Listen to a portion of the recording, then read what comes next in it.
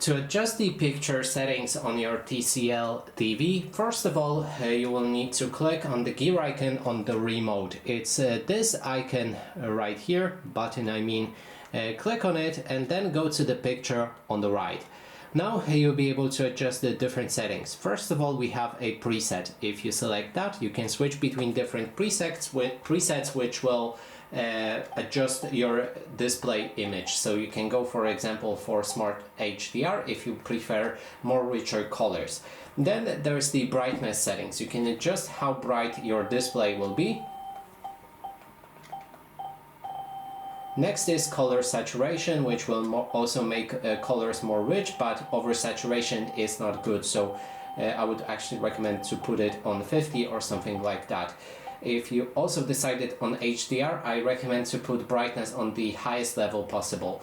Then we have advanced settings. There's the brightness settings. Here you can find also brightness options, contrast options, black level. I would put it on 70. Then there's the dynamic contrast. If you're using HDR, you can go for high. Black stretch, I would put it on low. Then there's the dynamic brightness. You can go for the brightness plus option with the HDR. Next thing will be the color. Then we can adjust the color saturation. You can adjust it to your preference. I would leave it at actually 50 for color saturation, and the same with the tint. Dynamic color is recommended to be enabled. Color temperature, depending on the light in your room, you should use that other spectrum color, but I'm gonna go with normal in this case. Then there's the clarity. You can adjust the sharpness of your image. I'm gonna leave it at 60. Then there's the digital noise reduction, and in this case I recommend high settings. Noise reduction can be set to auto. And next thing is expert calibration. You can adjust the white balance from 2 points and then adjust the RGB for the colors, but if you're not sure what you're doing, then I would not toggle those settings and I would just leave it as it is, as your colors might be a bit different and look worse if you change them.